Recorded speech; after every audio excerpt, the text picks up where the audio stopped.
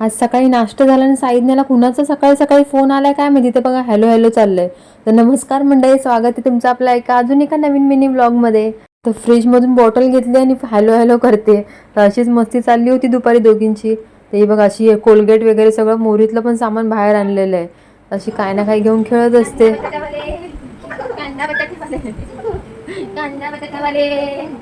बिशू बिशू बिशू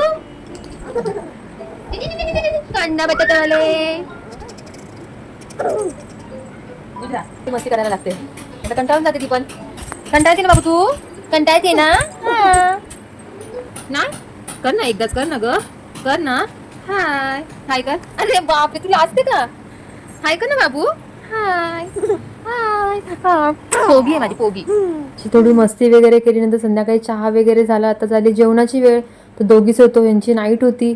मी आता काही एकटीसाठी भाजी काय करणार. तर आता बेसनची पोळी खाऊन तर कंटाळा आलाय. माझे छोटे छोटे पॅटीस सारखे बनवले आणि ते खाल्ले. डाळ चपाती होती, ते सॉस बरोबर असं खूप छान लागत होतं. आता जेवायला तर घेतलं, पण ही जेवण देते की नाही काय माहिती. बघा हिचा आता कायला बघायचा आहे मोबाईल, आणि मी मोबाईल घेतला शूटसाठी. तर चला भेटू पुढच्या ब्लॉग मध्ये. तोपर्यंत बाय.